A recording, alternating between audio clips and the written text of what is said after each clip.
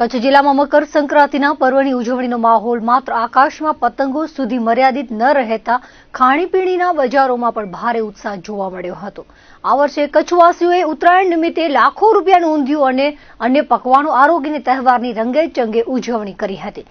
જિલ્લા મથક ભુજ ઉપરાંત ગાંધીધામ, અંજાર, આદિપુર, માંડવી અને મુન્દ્રા જેવા શહેરી વિસ્તારો તેમજ માધાપર જેવા મોટા ગ્રામ્ય વિસ્તારોમાં વહેલી સવારથી જ ઊંધિયું અને જલેબીના સ્ટોલ પર ગ્રાહકોની લાંબી કતારો જોવા મળી હતી। શિયાળાની ગુલાબી ઠંડી વચ્ચે ગરમા ગરમ ઊંધિયું અને વિવિધ મીઠાઈઓએ લોકોના તહેવારનો આનંદ બમણો કરી દીધો હતો। પૂર્વ કચ્છના આર્થિક પાટનગર ગણાતા ગાંધીધામમાં Satyam Namkeen, Satyam foods, new Sonal dairy farm, Gokul sweet અને ખાવડા સ્વીટ્સની દુકાનો ગ્રાહકોથી ઉભરાતી જોવા મળી હતી।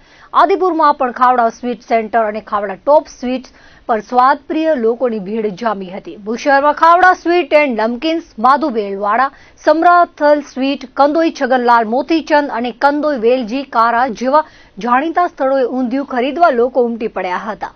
તે જ રીતે ધનસુખ સ્વીટ્સ અને બોમ્બે દહીંવડા વાલાને ત્યાં પણ ધૂમ ગરાકી નોંધાઈ હતી।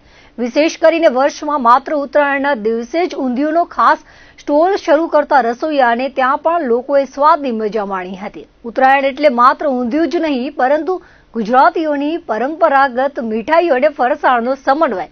આ પર્વ કચ્છના બજારોમાં ઊંધિયુંની સાથે નાયલોન ખમણ, ઢોકળા, ખાંડવી, પાત્રા અને મુઠિયા જેવા ફરસાણોની પણ મોટા પાયે ખરીદી કરવામાં આવી હતી।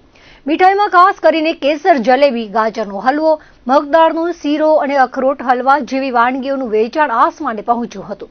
આખો દિવસ અગાસી પર પતંગો ચગાવ્યા બાદ મોડી સાંજે સૂર્યાસ્ત થતાની સાથે જ લોકોના ટોળા પાણીપુરી અને ખાણીપીણીની લારીઓ અને હોટલ રેસ્ટોરન્ટ તરફ વળ્યા હતા, જેના કારણે ખાદ્ય બજારમાં મોડી રાત સુધી તેજીનો માહોલ રહ્યો હતો।